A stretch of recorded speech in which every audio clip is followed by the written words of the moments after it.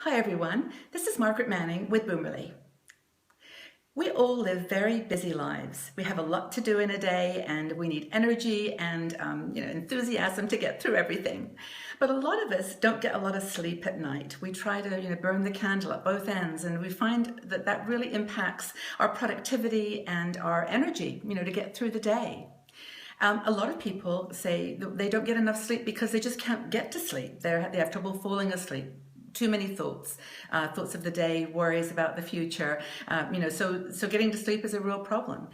Do you have that problem? Do you also maybe wake up in the middle of the night, having had a dream, or just being restless and have something on your mind, thinking about the day ahead? This happens to me a lot, and I've figured out a few tricks that work for me, and hopefully they'll be an inspiration for you as well. I actually try yoga, and you can actually do yoga exercises in bed. There are some really great stretching exercises, gentle yoga that you can practice, and I find that really does more than just physically relaxing you. It gets you breathing, and breathing is really a great way to fall into that state of sleep. It really does help. So breathing and gentle yoga is really one idea. And along with that, a lot of people meditate, and sometimes they go together. So you might, do a few exercises of yoga and then sit and meditate for 10 minutes. You'll find yourself often just falling asleep during meditation, and so I highly recommend that as one that you might want to try. And I can hear people saying, no, I've tried all of that, it doesn't work for me, but here's a few more things. So tea. I have a nice cup of, I like green tea, but chamomile tea is extremely good for getting off to sleep. And a nice cup of warm milk is sometimes good for people, but chamomile tea in particular, I think is really good. You can also try scent.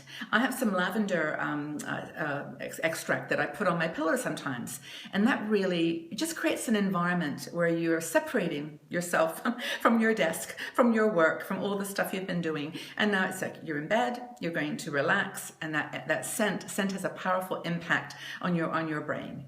Another thing is just getting control of your thoughts. And, when you're sitting in bed, you're not got the TV going or your computer. And so all those memories and thoughts start coming up to the surface. And one thing that I read about, which has actually worked a couple of times for me, if you do it consistently, it's probably very helpful. And that is to create an imaginary worry box under your bed. And you say to your worry, go away, I'm not going to deal with you right now. I'm putting you in the box, I'm locking the box. And then on Sunday, between 10 and 11, I'll open the box and I'll deal with you. It's just, a technique for putting the worry on a shelf, putting it in a box, and then promising yourself that you will deal with it. You're not running away from it, but another time. So I think the final piece of advice is one that a lot of us are guilty of, and that is sleeping with our screens. Do you sleep with your screens? I do. I have to turn my screens off before I get into bed, because if I get in bed and then look at my iPad or my phone, then I'm gone for like an hour of searching and reading.